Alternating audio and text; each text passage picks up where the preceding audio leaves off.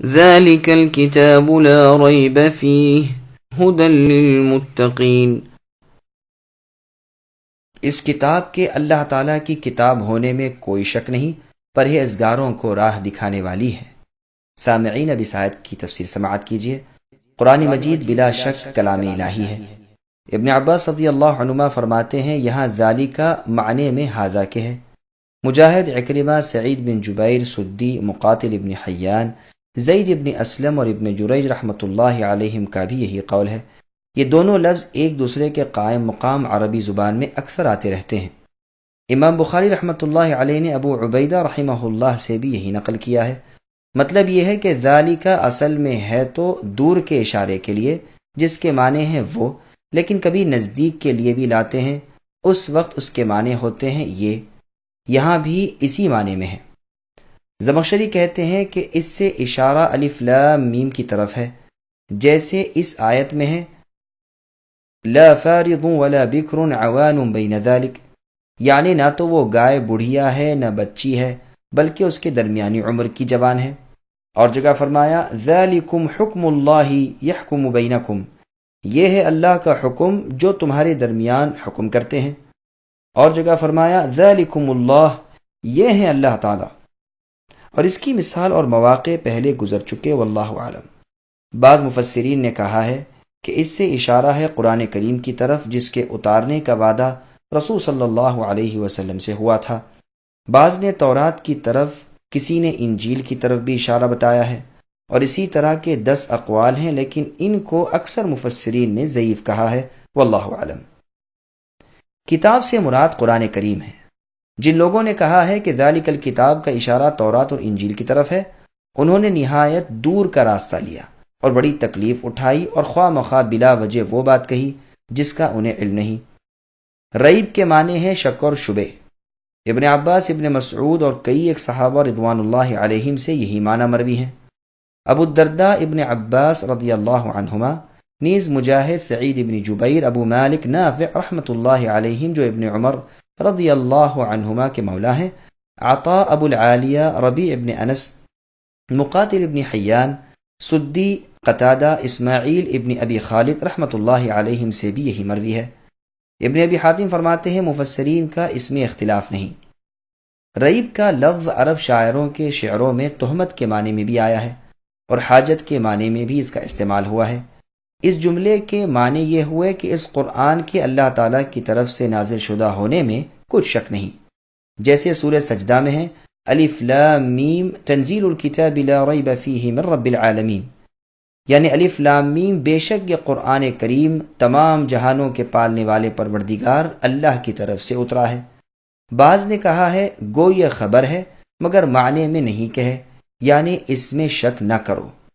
بعض قاری لا ریبہ پر وقف کرتے ہیں، فیہ ھدی للمتقین کو الگ جملہ پڑھتے ہیں، لیکن لا ریب فیہ پر ٹھہرنا بہت بہتر ہے، کیونکہ یہی مضمون اسی طرح سورہ سجدہ کی آیت میں گزر چکا ہے، اور اس میں بنسبت فیہ ھدی کے زیادہ مبالغہ ہے۔ ھدی نحوی اعتبار سے صفت ہو کر مرفوع ہو سکتا ہے، اور حال کی بنا پر منصوب بھی ہو سکتا ہے۔ اس جگہ ہدایت کو متقین کے ساتھ خاص کیا، جیسے دوسری جگہ فرمایا قل هو للذین آمنوا ھدی وشفاء، یعنی یہ قرآن ہدایت و شفا ہے ایمان والوں کے لیے، اور بے ایمانوں کے کان بوجھل ہیں اور آنکھیں اندھی ہیں، یہ بہت دور کی جگہ سے پکارے جاتے ہیں۔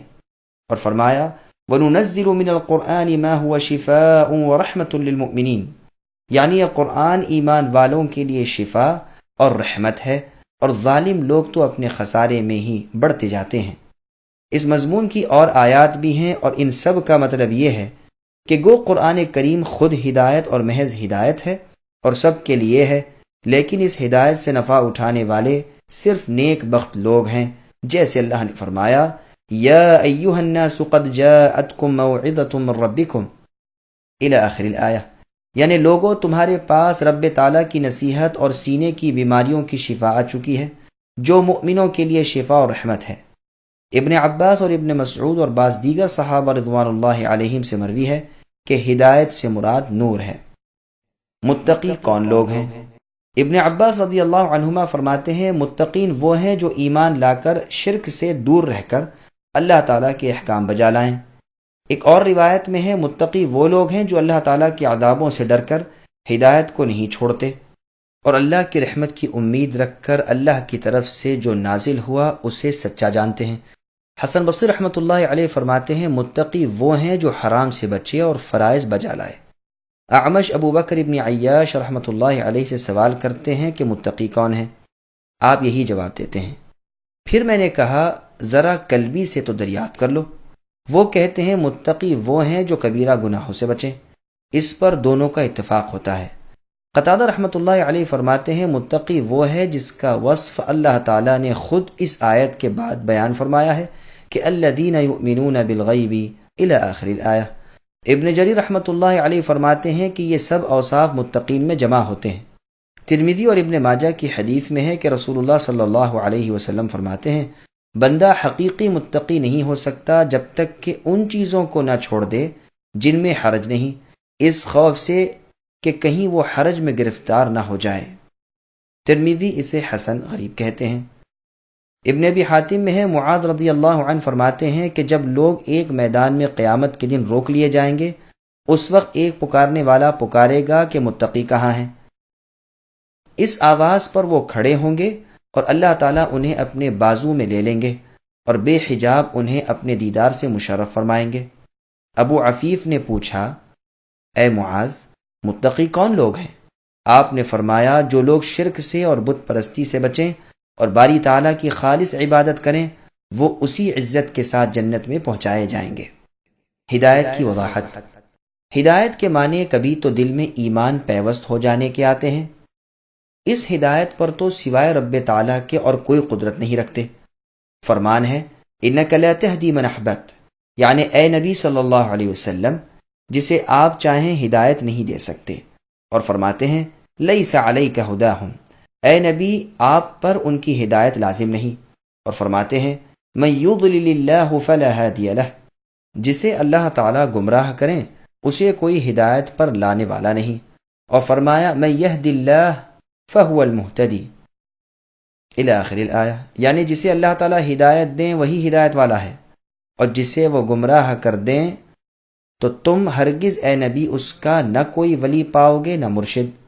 اس قسم کی اور آیات بھی ہیں۔ اور ہدایت کے معنی کبھی حق کے اور حق کو واضح کر دینے اور حق پر دلالت کرنے اور حق کی طرف راہ دکھانے کے بھی آتے ہیں۔ چنانچہ اللہ تعالیٰ فرماتے ہیں وَإِنَّكَ لَتَهْدِي إِلَى صِرَاطٍ مُسْتَقِيمٍ، یعنی آپ یقیناً اے نبی سیدھی راہ کی راہبری کرتے ہیں، اور فرمایا انما انت منذر ولکل قوم ہاد، یعنی آپ اے نبی آپ تو صرف ڈرانے والے ہیں اور ہر قوم کے لیے ہادی ہے۔ اور جگہ فرمان ہے وَأَمَّا ثَمُودُ فَهَدَيْنَاهُمْ، یعنی ہم نے سمود کو ہدایت دکھائی لیکن انہوں نے اندھے پن کو ہدایت پر پسند کر لیا۔ اور فرماتے ہیں وَهَدَيْنَاهُ النَّجْدَيْنِ، اور ہم نے انسان کو دونوں راہیں دکھائیں یعنی بھلائی اور برائی کی۔ تقوی کا اصل معنی بری چیزوں سے بچ رہنے کے ہیں، اصل میں یہ وقوہ ہے، وقایہ سے ماخوذ ہے، نابغہ وغیرہ کے اشعار میں بھی آیا ہے۔ ابی بن کعب رضی اللہ عنہ سے عمر رضی اللہ عنہ نے پوچھا کہ تقوی کیا ہے؟ انہوں نے کہا کبھی کانٹوں دار راستے میں چلے ہو، جیسے وہاں کپڑوں کو اور جسم کو بچاتے ہو، ایسے ہی گناہوں سے بال بال بچنے کا نام تقوی ہے۔ ابن المعتز شاعر کا قول ہے خل الذنوب صغيرها وكبيرها ذاك التقى واصنع كماش فوق أرض الشوك يحذر ما يرى لا تحقرن صغيرة إن الجبال من الحصى، یعنی چھوٹے اور بڑے سب گناہوں کو چھوڑ دو، یہی تقوی ہے۔ ایسے رہو جیسے کانٹوں والی راہ پر چلنے والا انسان، چھوٹے گناہ کو بھی ہلکا نہ جانو، دیکھو پہاڑ کنکروں سے ہی بن جاتے ہیں۔ اور ایک روز ابو الدرداء رضی اللہ عنہ نے اشعار پڑھے یرید المرء ان یؤتى مناہ ویأبى اللہ الا ما ارادا یقول المرء فائدتی ومالی وتقوى اللہ افضل ما استفادا، یعنی انسان اپنی تمناؤں کے پورا ہونے کا خواہاں ہوتا ہے اور رب تعالیٰ کے ارادوں پر نگاہ نہیں رکھتا، حالانکہ ہونا وہی ہے جو اللہ کا ارادہ ہو۔ وہ اپنے دنیاوی فائدے اور مال کے پیچھے پڑا ہوا ہے، حالانکہ اس کا بہترین فائدہ اور عمدہ مال اللہ کا تقوی ہے۔